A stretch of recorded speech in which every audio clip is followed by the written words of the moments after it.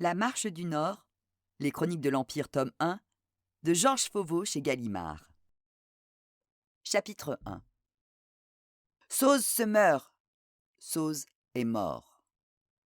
Quelque fameux Premier ministre que je sois, cela fera moins de bruit que la mort d'un empereur, et mon lit sera encore chaud que déjà ma place sera comblée. À travers la fenêtre de ma dernière couche, je regarde l'été. Il s'insinue doucement. Je le sens qui insuffle un peu de sève douce à mon corps perclus par trop de vieillesse. Au crépuscule de ma vie, je vois défiler mon existence tout entière. Le plus érudit des clercs, le plus fin limier des enquêteurs impériaux, le plus inattendu des premiers ministres de toute la glorieuse histoire de notre empire. Rien ne m'accroche à ces prestigieux souvenirs qui ne sont pourtant que ce que j'ai voulu être. Alors je me souviens d'une aventure qui m'accompagne jusqu'au seuil de la mort. Elle a toujours hanté mon cœur, même si elle dérange ma conscience stricte d'enquêteur impérial. Je ne suis que la vieille carcasse polissée d'un fonctionnaire lettré qui, toute sa vie, s'est attaché à contrôler que les intérêts de notre empereur et de ses sujets les plus loyaux soient toujours protégés ou défendus, dans toutes nos provinces. Une seule fois pourtant, dans toute ma carrière, je n'ai pas exactement rempli mon devoir. Mais si je n'ai peut-être pas réussi à être un fonctionnaire irréprochable, je sens que c'est sans doute la seule fois où j'ai été un homme impeccable. Comme finit ma vie commence cette enquête, avec les prémices de l'été et un long voyage au travers des territoires. Cette mission s'ouvre par la longue traversée des provinces si différentes qui composent notre grande nation au rayonnement culturel et économique imposant. Je suis bien jeune, mais j'ai déjà une forte expérience. À tout juste 20 ans, j'ai presque 5 années en tant qu'enquêteur impérial. Fougueux mais soucieux de ma fonction que j'estime comme le pilier essentiel de la cohésion de notre empire, ce voyage ne m'enthousiasme pourtant pas. J'en ai honte, mais mon importante mission pâtit des élans amoureux que la nature propage sans que l'on s'y attende. En effet, j'ai rencontré la plus belle fleur de toute la capitale et j'ai décidé de l'épouser. Elle est fine et douce, elle est cultivée et docile. L'idéal personnifié de la première épouse d'un fonctionnaire zélé appelé à un brillant avenir. Brillant et prospère. Alors, je ne suis guère content de partir sous escorte pour cette marche du Nord dévorée d'obscures forêts où se fomenteraient de bien étranges menées. Cette contrée a tout pour déplaire à un clerc consciencieux, aussi aventureux soit-il. Tout d'abord, elle est la seule de tout l'Empire à ne pas avoir de véritable nom. Toute respectable province se doit d'être nommée. La Marche du Nord s'appelle ainsi parce qu'elle est la colonie la plus au nord. 60 années ont passé depuis mon enquête. La Marche du Nord ne s'appelle toujours pas autrement, et aucune carte ne pointille d'exactitude les frontières de cet ultime territoire septentrional. En fait, la Marche du Nord n'est rien de plus qu'une monolithique forteresse qui, dans une clairière un peu plus vaste que les autres, abrite une troupe de soldats et quelques colons qui espèrent faire fructifier rapidement toutes sortes de productions agricoles, en gagnant sur cette vieille forêt coriace. Mais leurs escomptes sont visiblement très déçus, et une poignée de marchands et de cultivateurs accusent le commandant de la garnison de ne pas remplir correctement son devoir. Ils affirment être en butte à l'hostilité des peuplades autochtones, chasseurs nomades imperméables à toute vie sociale évoluée et à toute culture. L'acrimonie des colons à l'égard de l'officier a suscité des missives répétées qui ont fini par motiver l'envoi d'un enquêteur impérial. Mon supérieur hiérarchique m'apprécie. Il connaît mon ambition dévorante. Magnanime, il me choisit pour cette délicate mission où la réputation de notre armée est mise en cause.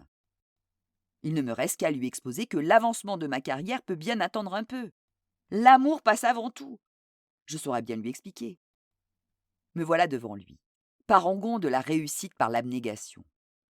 Comment lui dire l'amour? Comment lui demander de désigner un autre? Et, puisque le devoir m'exige, je pars. Silencieuse résignation falsifiée par la fierté d'avoir été choisie. Petit à petit, au long de cet itinéraire de plusieurs jours, ma curiosité atténue un peu la nostalgie de ma dulcinée, tandis que je remonte le cours des saisons. À notre départ, la capitale était toute fleurie et l'ardeur de l'été commençait déjà à inonder les marchés de nouvelles couleurs, de nouvelles odeurs et nouvelles saveurs, toutes juteuses de généreuse volupté. Mais nous remontons vers le nord et la saison est encore jeune.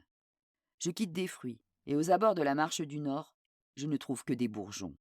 Le long des cours d'eau, les saules pleureurs affichent leur liesse de toute leur impertinente verdure. Maigres, les peupliers commencent à se remplumer. Les sévères sapins se tachent parcimonieusement de touches plus claires. Les marronniers bourgeonnent à peine, imposants, mais prudents. Ils ne veulent pas exposer leur nouveau feuillage aux perfidies de gelées tardives. Les oiseaux ne craignent pas le retour du froid. Ils gazouillent joyeusement et, sereins, le vol du faucon dans le soleil scelle définitivement l'hiver cruel au fond d'une caverne humide dont il ne surgira plus avant que son tour ne revienne. Ramassée et hérissée comme le cadavre d'un porc-épic grouillant d'une vie larvaire, la citadelle se poisse de brume. Je quitte mon habit de voyageur et je me drape dans la dignité de ma fonction officielle. Le voyage se termine. Que commence l'enquête? Depuis 2 jours que je l'attends dans ce taudis fortifié. Je vais enfin rencontrer le commandant Kermadec. L'inconfort m'aurait été moins insupportable si je n'avais été confronté depuis mon arrivée aux acerbes récriminations de l'obséquieux à main plein.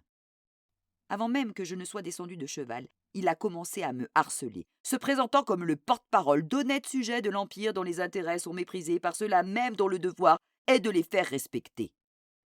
Gros propriétaire, marchand âpre au gain, prompt au mécontentement, il ne m'a rien appris que je n'ai déjà lu dans les missives envoyées à la capitale.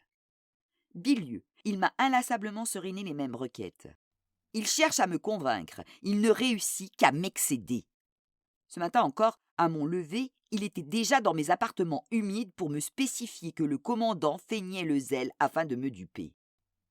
Un éclaireur est rentré tôt ce matin à la citadelle. Il n'apportait bien sûr que des nouvelles apaisantes. Il prétend que la patrouille s'est déroulée sans embûche et qu'ils n'ont rencontré que quelques chasseurs fort avenants.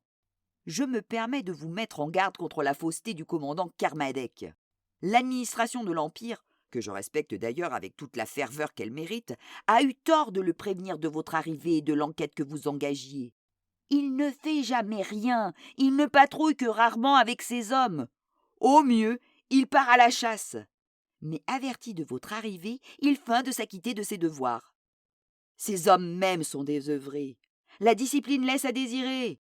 Ils passent leur soirée dans une auberge où ils se saoulent et font du tapage en se partageant quelques ribaudes qui monnaient à bon marché leur faveur racise. Encore une fois, ne voyez rien de personnel dans ces récriminations. Je ne suis qu'un porte-parole. Les honnêtes sujets de notre empire ne veulent pas troubler votre sérénité par une affluence de mécontentement. Ils m'ont fait l'immense honneur de me désigner personnellement pour interférer auprès de l'honorable enquêteur impérial que vous êtes. Un Montplein en fait trop, il en dit trop.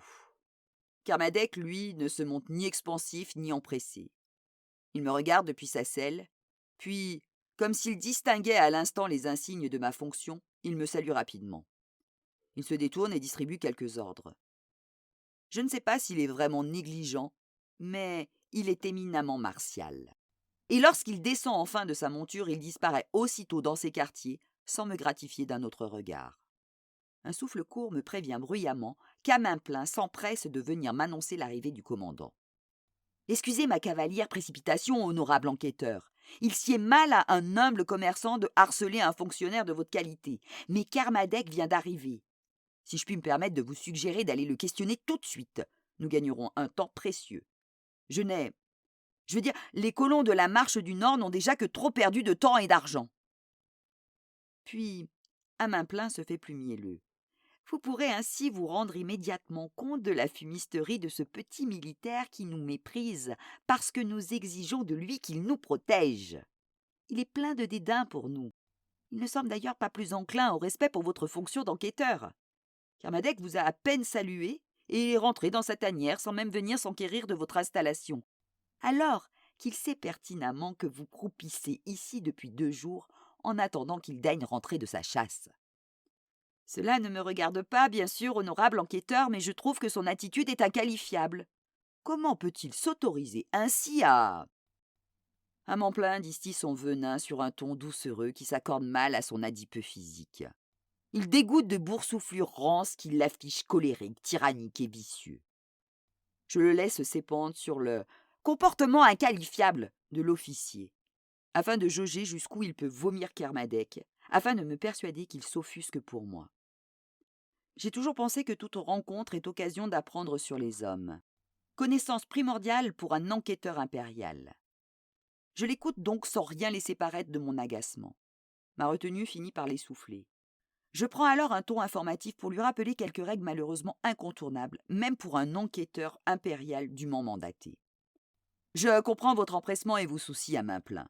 Cependant, vous ne devez pas ignorer qu'en tant qu'officier de l'armée impériale, le commandant Kermadec n'est absolument pas soumis à mon autorité.